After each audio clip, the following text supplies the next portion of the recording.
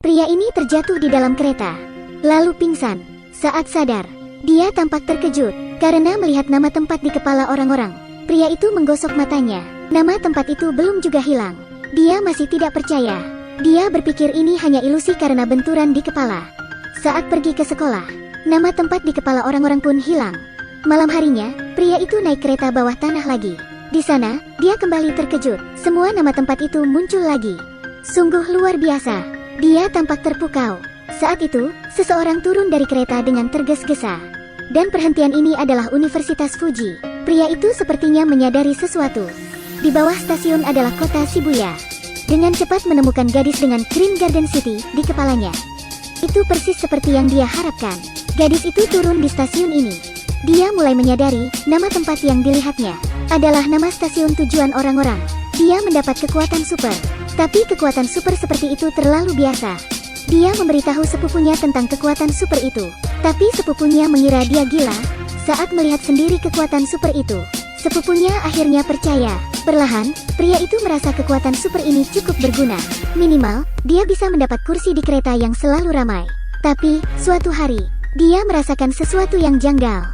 Dia bisa melihat nama stasiun semua orang, tapi tidak bisa melihat nama stasiun paman ini. Dia penasaran. Jadi dia diam-diam mengikuti paman itu. Dia tak akan mengira, keputusan ini akan merubah hidupnya. Sesaat setelah turun dari kereta, paman itu menghilang. Sambil menelpon, pria itu melihat sekeliling. Tiba-tiba, dia sangat terkejut. Di antara kerumunan orang, dia melihat paman itu tergeletak penuh darah. Paman tanpa nama di atas kepalanya tewas di hadapannya. Dengan wajah pucat, pria itu tampak ketakutan. Dia berbalik sambil gemetar, lalu menjauh dari tempat kejadian. Dia pun paham, kenapa dia tidak bisa melihat nama stasiun paman itu. Sebab paman itu akan tewas. Sehingga tidak punya tujuan. Dia merasakan ketakutan yang luar biasa. Selama beberapa hari, dia tidak berani naik kereta bawah tanah. Hingga akhirnya, dia mengumpulkan keberaniannya. Dia berpikir semuanya sudah beres. Tapi dia tidak menyangka bahwa ini baru permulaan. Ada seorang gadis bersandar di pintu. Dan nama stasiun tidak terlihat di atas kepalanya. Kenapa aku tidak bisa melihatnya? Pintu terbuka. Gadis itu turun di stasiun ini. Dia ingin menghentikan gadis itu, tapi tidak berani. Dia hanya bisa melihat gadis itu keluar dari kereta. Lalu pintu kereta kembali tertutup. Dia mencoba menenangkan diri dan menganggap saat itu hanya kecelakaan. Namun, tiba-tiba dia mendapat informasi bahwa gadis tadi juga meninggal dunia. Dia benar-benar mendapat kekuatan super. Dia bisa melihat nama stasiun di kepala setiap orang. Dan yang tidak bisa dilihatnya, semua akan mati tanpa terkecuali. Gadis tanpa nama ini, pada akhirnya, juga tidak bisa menghindari kematian. Pria itu sangat menyesal. Jika dia menghentikan gadis itu sejak awal, mungkin gadis itu tidak akan mati. Tapi sepupunya tidak berpikir begitu. Jika kamu menghentikannya sejak awal, maka perjalanan akan terganggu. Sehingga menyebabkan keterlambatan untuk wawancara. Dia bisa kehilangan pekerjaan yang seharusnya. Apakah ini bukan masalah besar bagimu? Si sepupu memarahinya, menyebutnya bajingan. Berapa usiamu? Sepupunya tak bisa menahan emosi. Sebab tanpa sepupunya, pria itu tak bisa melakukan apa-apa di sekolahnya. Tidak mau mencari pekerjaan. Bahkan, meskipun pria itu tidak bekerja, dia tetap bisa mendapatkan semua yang diinginkannya. Berbeda dengan sepupunya yang lahir dalam kemiskinan. Dia harus bekerja sangat keras agar bisa sukses. Wawancara yang dianggap sepele oleh pria itu sangat berharga bagi sepupunya. Perbedaan yang cukup jauh. Bagaimana seorang pria bisa mengerti? Keduanya bertengkar dan berpisah. Pria ini belum bertemu sepupunya lagi sejak saat itu. Singkat cerita, dia mendapat telepon dari rumah sakit. Perasaannya menjadi tidak tenang. Dia bergegas pergi ke rumah sakit.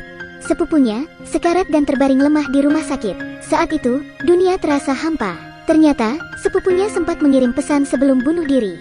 Isi pesan itu diantaranya, permintaan maaf, harapan untuk masa depan, ketidakberdayaan yang tidak dibutuhkan. Dan sampai pesan keempat, pria itu tidak bisa mendengarnya lagi. Jika kita menaiki kereta bawah tanah bersama-sama, kamu tidak boleh melihat tujuan saya.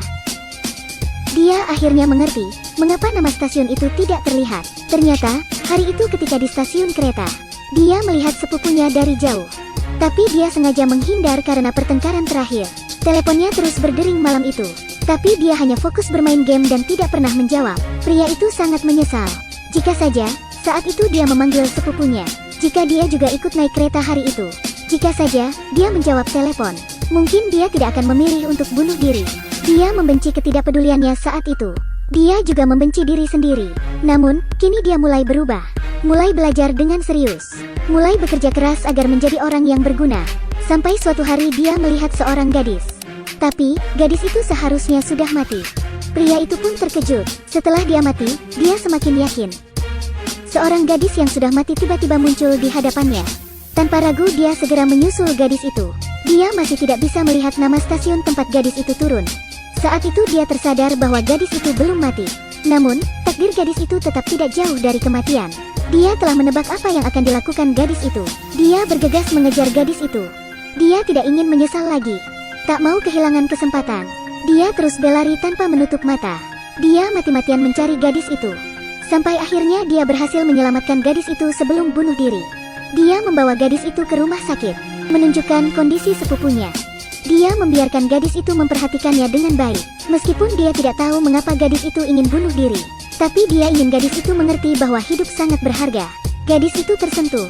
Dia mengatakan alasannya ingin bunuh diri. Ternyata semua gadis di sekolah membencinya. Gadis itu tidak punya teman sejati. Semua teman sekelasnya tak peduli padanya.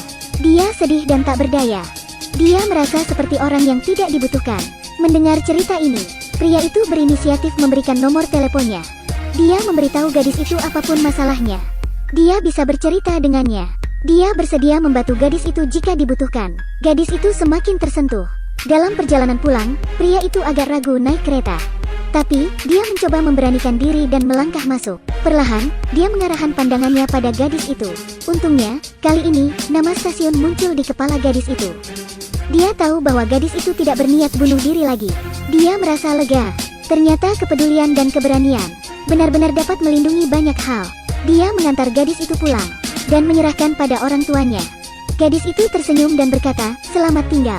Dia paham, selamat tinggal yang dimaksud bukanlah perpisahan, tapi akan berjumpa lagi.